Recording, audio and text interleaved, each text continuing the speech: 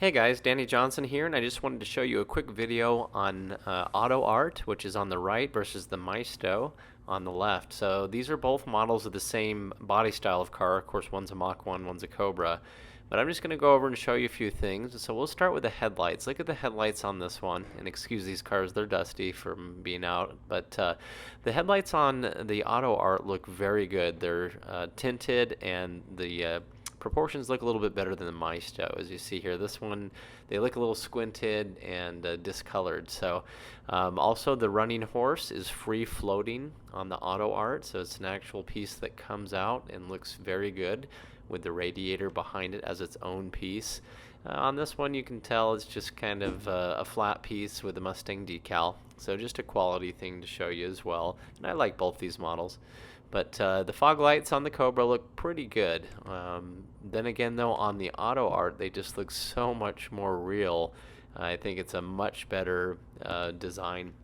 And so we'll take a look at the cars now as well under the hood and give you a few looks there. But the hoods of the cars look pretty good.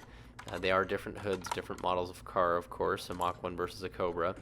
But we'll go under the hood here, and I'm going to show you how Autoart stands out a lot better. So if you look here, it has a really nice detail on the radiator cap, the battery, the window washer fluid, the oil cap.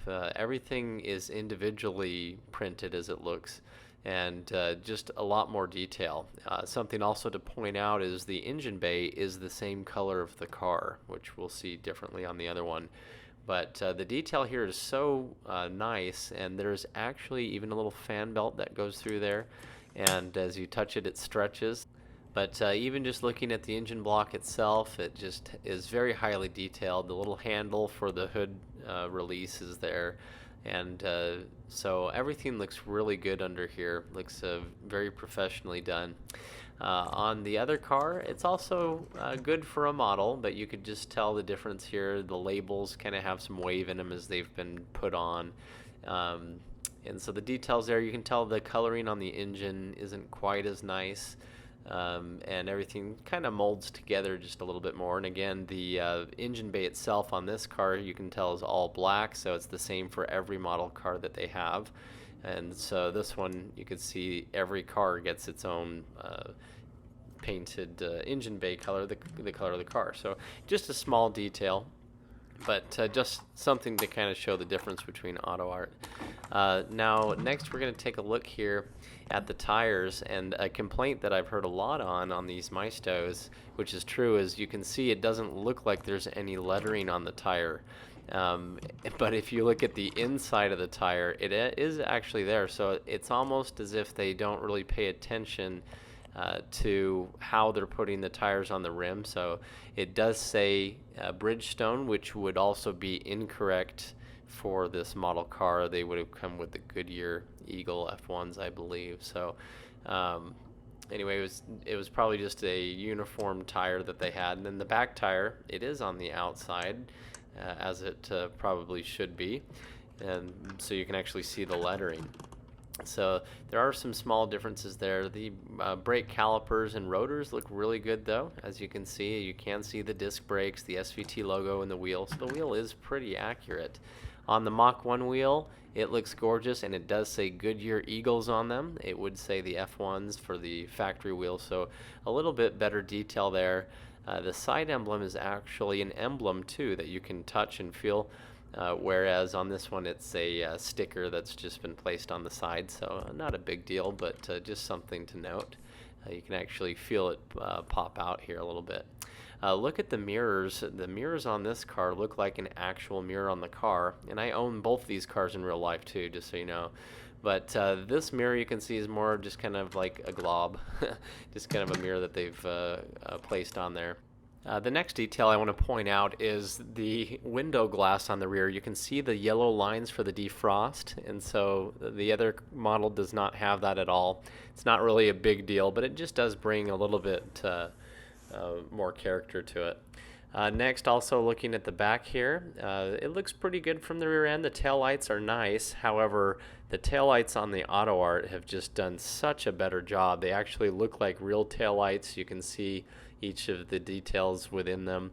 And so, again, they're not horrible, but definitely a better job on the Autoart. Especially the tailpipes, too. They look so good on the Autoart. Rolled tips, hollow pipe, where the other model is just kind of a traditional pipe here, and definitely not quite as detailed. And again, I apologize for all the dirt on these. I didn't wipe them down too much. Inside the trunk, the Maisto one is just a molded one, so it's not too important. There's not much detail you need inside the trunk. But Autoart went a step further and put actual carpeted look in it. It has actual carpet in there. It's probably more of a foam. But anyway, just looks very nice and feels nice as you open it up and look inside. So if you're going to have it open, you might as well. They also, on the Autoart, put the little anchors for the car seat. And so that's just another small detail that's missing on the other one. But the speakers are still there. So anyway, let's go into the interior here, and the steering wheel on this is pulled down a little bit. Sorry about that, but let's just take a look here. And again, sorry for it being so dusty. But on this one, you can see the pedals are supposed to be chrome. They just have all the pedals the same color and silver. The dash is great. It has the SVT logo on the gauges. And the rest of the interior is accurate and nice. It has the controls for the air conditioning, the radio, everything like that.